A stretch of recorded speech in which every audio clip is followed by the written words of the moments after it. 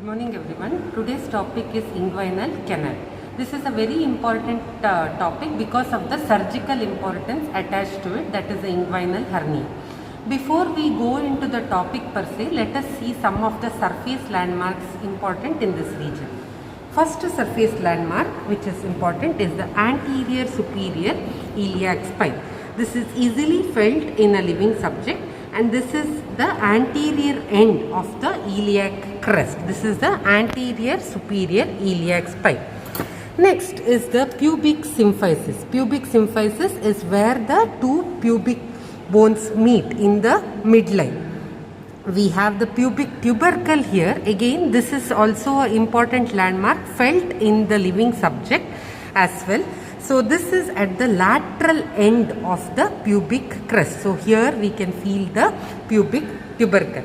Next is the mid-inguinal point. If you draw a line from anterior superior iliac spine to the pubic symphysis, the midpoint of that is known as the mid-inguinal point. We have the inguinal ligament. What is this inguinal ligament? Inguinal ligament is nothing but the aponeurosis of the external oblique muscle, which has folded onto itself. I'll show it here. See, this is the inguinal ligament. This is the external oblique muscle. Here we have the aponeurosis.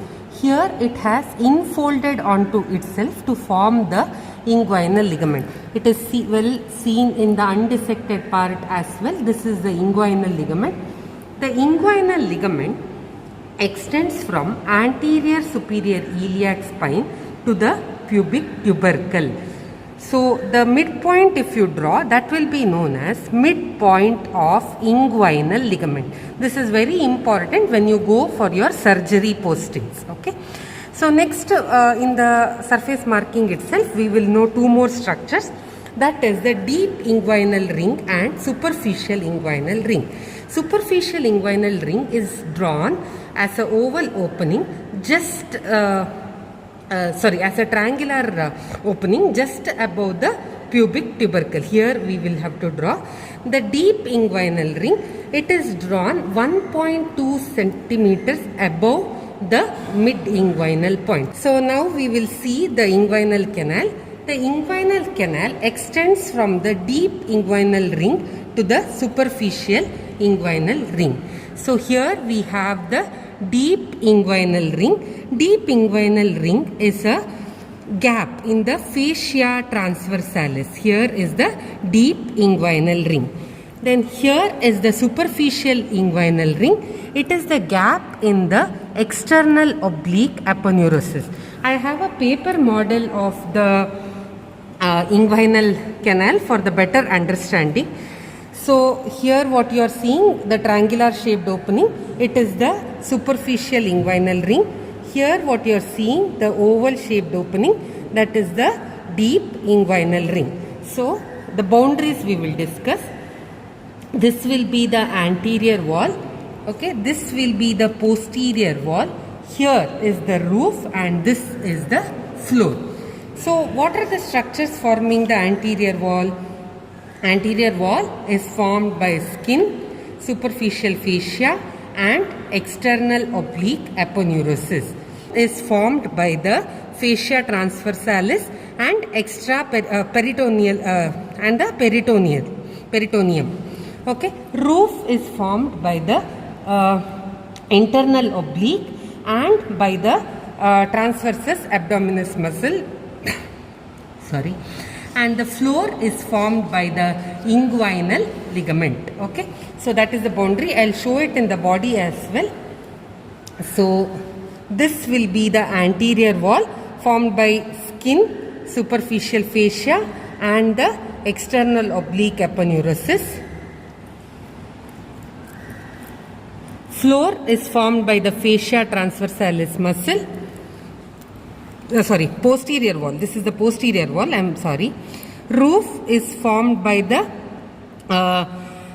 internal oblique muscle and the transversus abdominis. So here is your roof and floor. Here is the floor that is formed by the inguinal ligament. Coming to the contents of the inguinal canal, what are the contents of the or the structures passing through the inguinal canal? We have only two structures, that is the spermatic cord and the ilioinguinal nerve.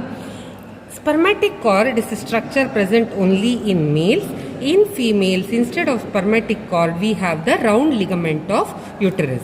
So here we can see the spermatic cord is passing via the deep inguinal ring and also the superficial inguinal ring.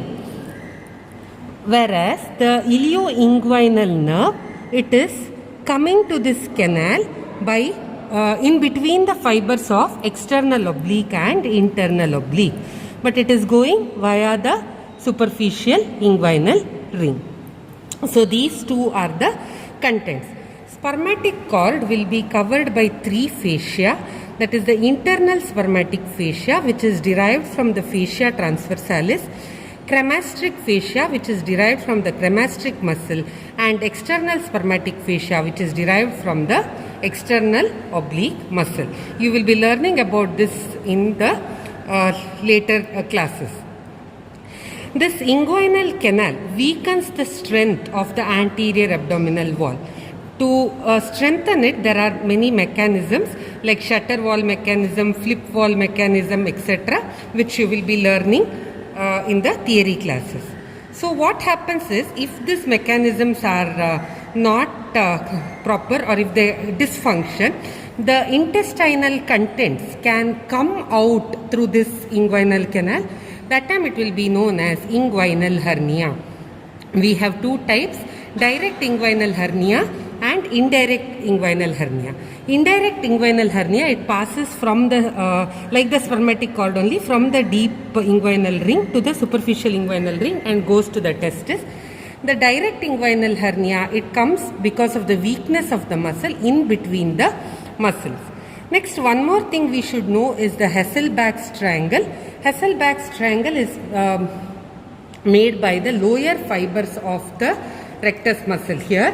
The inferior border is medially by the rectus muscle, inferior border is by the inguinal ligament, and the lateral border is by the inferior epigastric artery.